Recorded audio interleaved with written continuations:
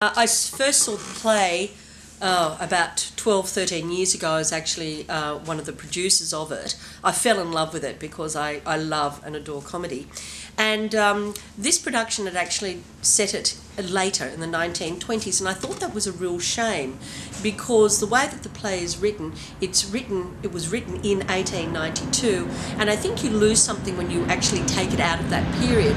So from then on, I always wanted to direct the play and to put it in its correct period.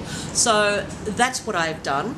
Everything about this play will scream 1892 right through to about 1899, 1900, but certainly definitely pre-World War One, because after World War One, the world totally and completely changed. So it's set at the time that it was written.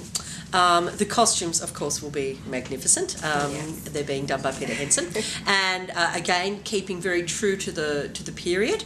The whole mannerisms, the way that women were treated, and hopefully getting across to people what it meant for a woman in those days to be independent and to be wealthy, as opposed to being looked after and brought up under someone's care, and then when it comes down to the comedy of it, it's written as a total farce, but it's very clever, and it's all situation comedy, and we're really going to explore that to the nth degree. Every character will have something that they will do which will show the humorous side to them. So it's and the other great thing about this play is, of course, it's family entertainment. So it doesn't matter whether you're 6 or 7 years of age or whether you're 90 years of age, you will enjoy this show. Okay. There are a couple of things in the stage directions that we've changed, that we've altered, and we're just going to set the bar a little bit higher. There is,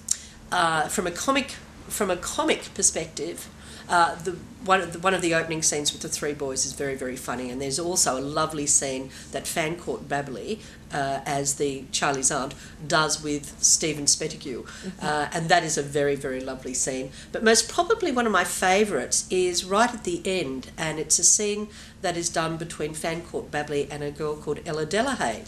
Oh. And it's where she tells him how she truly feels, and it's the sincerity in which she says it is just so beautiful that even when I read it, it brings a tear to my eye. You know, it's just a beautiful, lovely scene, and I think it's one where you also see the true character of Fancourt Babley coming in.